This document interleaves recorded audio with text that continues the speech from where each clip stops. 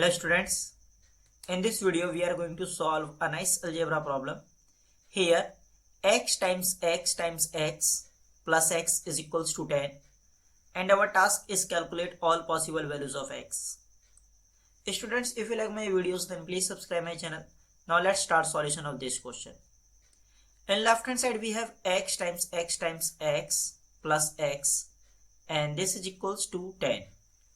And x times x is x cube plus x is equals to 10.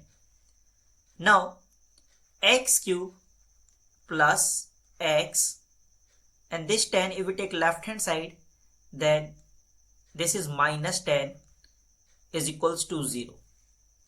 X cube plus x minus, we can write this 10 as sum of 8 plus 2 is equals to 0. X cube plus x minus, and we can write this 8 as 2 cube plus 2 is equals to 0.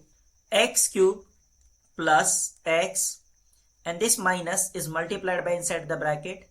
Then here minus 2 cube minus 2 is equal to 0. X cube, now we will write here minus 2 cube plus x minus 2 is equal to 0. In left hand side, x cube minus 2 cube plus x minus 2 is equal to 0. Here we will apply substitution. Substitute x is equal to a and 2 is equal to b. Then this expression x is replaced by a, then here a cube minus 2 is replaced by b cube plus a minus b is equal to 0. Here a cube minus b cube and factor of a cube minus b cube is a minus b is multiplied by a square plus ab plus b square plus a minus b is equal to 0. In left hand side a minus b is common factor. If we take common a minus b, then you will get here a square plus ab plus b square. Now a minus b divided by a minus b, then here plus 1 is equal to 0. And here a is x and b is 2.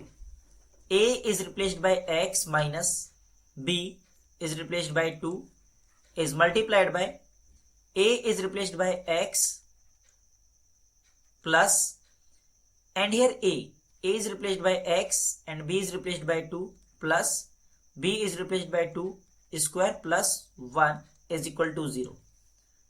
X minus 2 is multiplied by x square plus x times 2 is 2x plus 2 square is 4 plus 1 is equal to 0.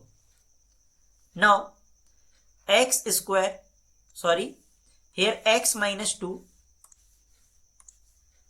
is multiplied by x square plus 2x plus 4 plus 1 is 5 is equal to 0.